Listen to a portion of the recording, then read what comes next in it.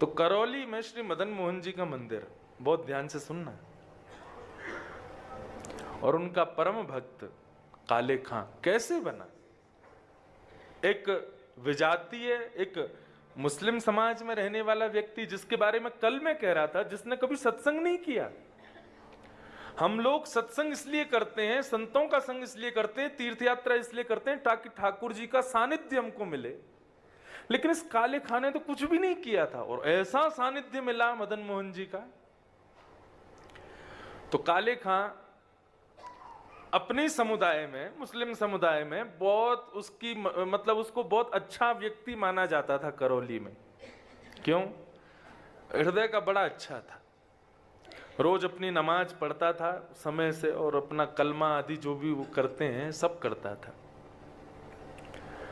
अपने धर्म के प्रति बहुत निष्ठावान, नियम नहीं टूटने देता था अपना। नमाज इतने बजे करनी है तो करनी है, उसको इतने बजे वो कलमा आदि करना है, अपने मस्जिद जाना है, वो जाता ही था समय से। और डाकिया था, पोस्टमैन था, तो डाकघर में काम करता था, और चिट्ठियां जहां जहां की आती थी उन चिट्ठियों को उन्होंने स्थानों पर वितरित करने जाता था। एक दिन चिट्ठियों के मध्य में एक चिट्ठी थी श्री मदन मोहन जी की। तो काले खां के पास जब चिट्ठी आई तो उसमें एक चिट्ठी थी मदन मोहन जी मंदिर की।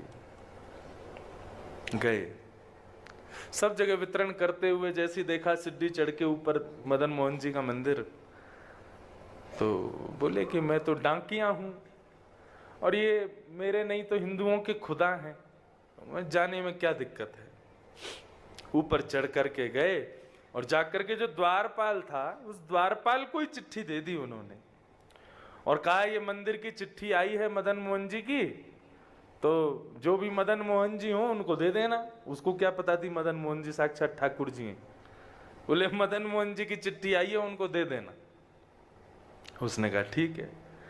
अब वो बाकी की चिट्ठियां अपनी रख रहे थे, इतने में ही द्वारपाल ने दरवाजा खोल के भीतर प्रवेश किया, और यहां चिट्ठी रखते हुए उन्होंने केवल दृष्टि उठा करके उस हल्की सी खुली हुई किवाड़ से भीतर ठाकुर जी के उस त्रिभंग ललित स्वरूप को देख लिया। और जैसे ही वो स्वरूप देखा, एक क्षण के लिए वो स्वरूप दिखा और इतने में ही दरवाजा बंद कर दिया अंदर से द्वारपाल ने। अब तो ऐसी स्थिति मनस्थिति काले खां की हो गई, उस सीढ़ियों से ऊपर से नीचे उतरने में 5 बार लड़खड़ा गए और बार बार पीछे मुड़कर के देखें ये कौन था भीतर।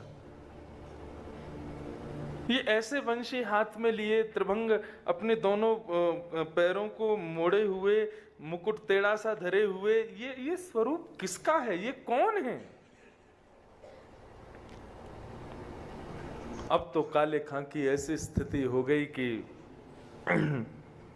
वो नमाज पढ़ने जावे तो उसको ठाकुर जी दिखे, वो मस्जिद में अपने खुदा को वंदन करने जावे तो वहां उसको ठाकुर जी दिखाई दे, अपने घर लौट करके आवे और खिड़की पर बैठे बैठे मदन मोहन जी के मंदिर को ही देखते रहते हैं। वो बोले वो कौन है जो भीतर बैठा है। अब तो ऐसी स्थिति हो गई काले खां की कि अब रहा नहीं जा रहा बिना देखे। 1 दिन 2 दिन 3 दिन निकल गए, लेकिन 3 दिन में जब ऐसी स्थिति हो गई कि जैसे बिना श्वास के मानव हो जाता है, बिना जल के हमारा गला हो जाता है, ऐसी उनकी स्थिति हो गई काले खां की।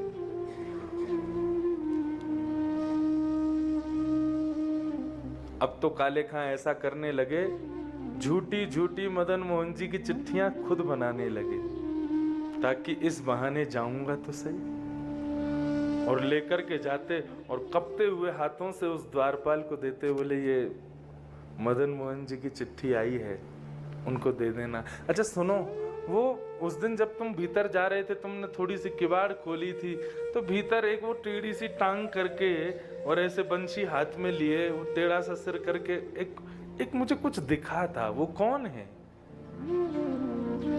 बोले वो हमारे ठाकुर जी हैं, वही मदन मोहन जी। बोले वही मदन मोहन है। बोले हाँ, अच्छा ठीक है, ये चिट्ठी दे देना। द्वारपाल बोला हाँ मैं दे दूंगा। बोले अभी दे आओ ना भीतर। बोले अरे अभी कुछ सेवा चल रही है, बाद में दे दूंगा। बोले 2 मिनट लगेगा, दे के आ जाओ ना। उनको ये प्रलोभन था कि ये भीतर जाएगा, गेट खुलेगा तो मुझे दिख तो भी जाएंगे। लेकिन द्वारपाल नहीं गया। ऐसा विरह प्रदान किया काले खां को ठाकुर जी ने। अब तो वो ना तो नमाज पढ़ पाते हैं, ना अपना कलमा कर पाते हैं, ना मस्जिद में जाकर के अपने खुदा का वंदन कर पाते हैं, कुछ नहीं कर पाते। अब तो बस दिन रात वही स्वरूप, वही झांकी उनके मन में चलती है। काले खां कहते हैं, क्या कहते हैं?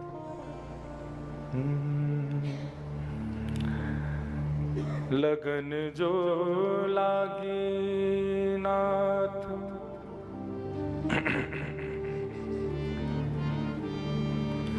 लगन जो लागी नाथ, ताको विस्तार कहाँ, भूख प्यास नेत्रा कछु, बादत नहीं सांवरे। लगन जो लागी नाथ, ताको विस्तार कहाँ, भूख प्यास निद्रा कछु, बादत ने सांवरे। भोजन छोड़ दिया ठाकुर जी की स्मृति में। 1 दिन हो गया भोजन नहीं किया, 2 दिन हो गए भोजन नहीं किया, 3 दिन हो गए। अब तो ना अपने दफ्तर जाते हैं, ना कलमा कुरान करने जाते हैं, केवल अपने घर की खिड़की पर बैठे बैठे श्री मदन मोहन जी के जो सुंदर मंदिर का ऊपर बुर्ज है, केवल उसी का दर्शन करते रहते हैं। मदन मोहन मूर्ति को बेग दर्शावो आप, एक एक क्षण कोटि कल्प समझावरे।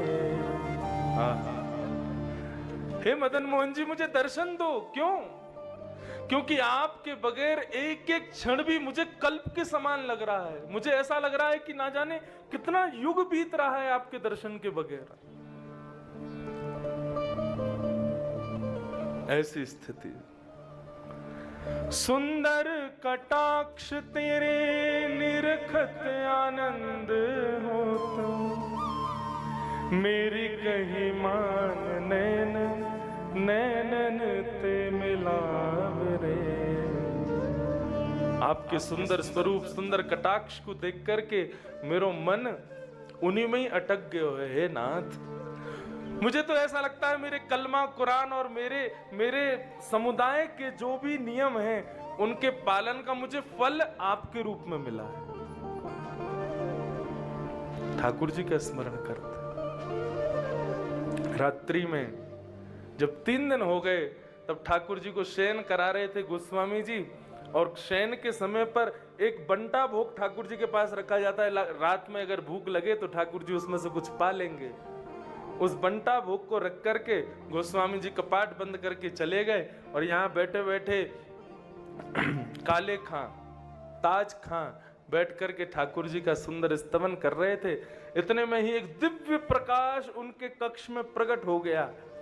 बिल्कुल मूर्छा की अवस्था में जब आ गए, भूख प्यास से व्याकुल होकर के, तभी एक दिव्य प्रकाश दिखाई दिया, और जैसे तैसे नेत्रों को छुपा करके उन्होंने जैसे ही अपने कक्ष में देखा तो सामने बंटा भोग हाथ में लिए साक्षात श्री मदन मोहन जी खड़े हुए हैं। मदन मोहन जी बैठ गए। अब तो जैसे ही उनका स्वरूप देखें, स्वरूप देख करके आनंदित हो गए, नेत्रों से अश्रुधार बहने लगी। ठाकुर जी अपने कर कमलों से अपना जो बंटा भोग है उसी के भोग का ठाकुर जी उनको रसस्वादन करा रहे हैं, उनको खिला रहे हैं। कितने कृपालु हैं नाथ।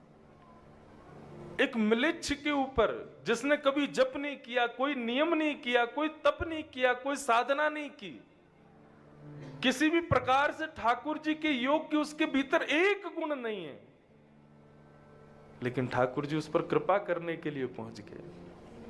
अपने कर कमलों से ठाकुर जी ने उसको भोग खिलाया, और भोग खिलाते ही जैसे ही उसने एक निवाला भीतर लिया, इतने में ही ठाकुर जी वहां से अंतर ध्यान हो गए।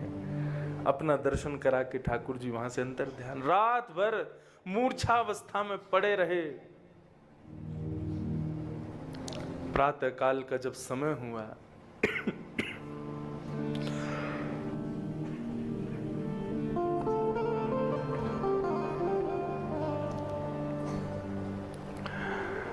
सुबह का जब समय हुआ, गोस्वामियों ने ठाकुर जी को उत्थापन करके जैसे ही सब सामग्री देखी तो वहां पर बंटा भोग नहीं था। पूरे मंदिर में हल्ला मच गया, ठाकुर जी का भोग कहां गया? सोने के पात्र में, सोने के बंटा भोग में ठाकुर जी की प्रसादी रखी जाती है, कौन ले गया? अरे चोरी हो गई, चोरी हो गई। पूरे करौली में हल्ला मच गया। गोस्वामियों ने बड़े बड़े अफसरों को बुलाया, बोले ठाकुर जी का भोग चोरी हो गया। ठाकुर जी, भोग चोरी नहीं, भोग जिस पात्र में था सोने का वो चोरी हो गया।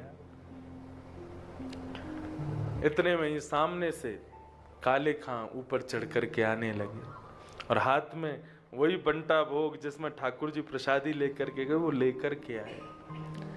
गोस्वामियों ने जैसे ही उनके हाथ में बंटा भोग देखा, तुरंत कहा इसको बंदी बना लो, इसने चोरी की है, म्लेच्छ है, हमारे ठाकुर जी की सामग्री चुराता है। बंदी बना लिया उनको। बंदी बना करके बैठा लिया। मुस्कुरा रहे थे काले खां। गोस्वामी बोले तुमने चोरी की ठाकुर जी की?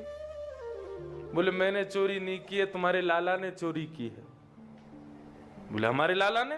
हाँ, तुम्हारे मदन मोहन जी ने चोरी की है, मेरे चित्त की चोरी की है, मेरे धर्म की चोरी कर ली, मेरे नियमों की चोरी कर ली। मैं अपने कुल खानदान में व्यवस्थित था, मेरा सब कुछ हरण कर लिया इसने, तुम्हारे टेढ़ी टांग वाले ने, इसने चोरी की है। और ये रही बात बंटा भोग, 3 दिन से भोजन नहीं कर रहा था क्योंकि इनका दर्शन नहीं हुआ था मुझे, तो रात्रि में अपना बंटा भोग लेकर के आए मुझे पवाने के लिए।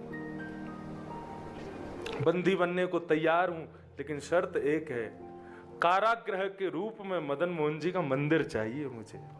यहीं पर बंदी बन के रहूंगा ताकि इनको निहारता रहूं।